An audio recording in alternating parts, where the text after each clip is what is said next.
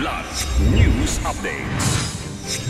Sa ating mga balita, deployment sa international military exercises, kumpiyansa ang Philippine Air Force.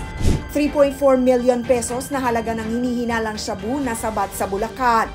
34 na katao patay sa flash floods sa Indonesia. Ako po si Cesar Soriano, kasama ang buong puwersa ng Kidlat News Channel para ihatid ang mga nangunang mga balita sa buong kapuluan. Ngayon, kumpiyansa ang Philippine Air Force o PAF na mag-deploy ng malaking puwersa sa international military exercises.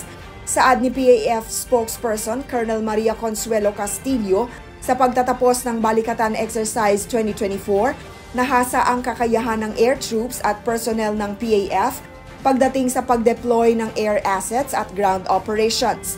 Diin ni Castillo, isa itong malaking development pagdating sa kakayahan ng Pilipinas na makilahok sa malalaking military exercises sa labas ng bansa. Matatandaan na inanunsyo lang kamakailan ng PAF ang partisipasyon ng 6 na aircrafts at 150 personnel sa exercise Pitch Black sa Australia.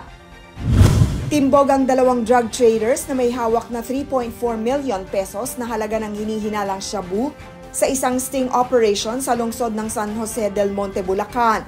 Kinilala ang mga suspect na sina Lex at Dam na inaresto sa barangay Graceville matapos nilang subukang magbenta ng 500 grams ng shabu sa undercover agents.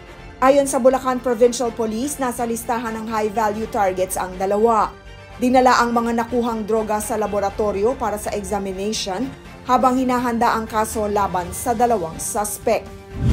Patay ang 34 na katao habang 16 ang nawawala sa flash floods at cold lava flow mula sa isang aktibong bulkan sa kanlurang bahagi ng Indonesia.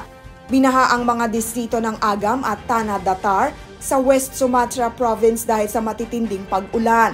Lalo pang naging kritikal ang sitwasyon ng maagos sa baha ang mga abo at malalaking bato mula sa Mount Marapi. Naging sanhi ito ng pagkasira ng mga infrastruktura at bukirin sa 2 distrito. Sa ulat ng Disaster Agency ng West Sumatra, 16 ang kumpirmadong patay sa Agam, samantalang 18 naman sa Tanah Datar. 18 rin ang naitalang injured. Para sa Kidlat News Updates, ako si Rosalyn Sinchonco, nag-uulat.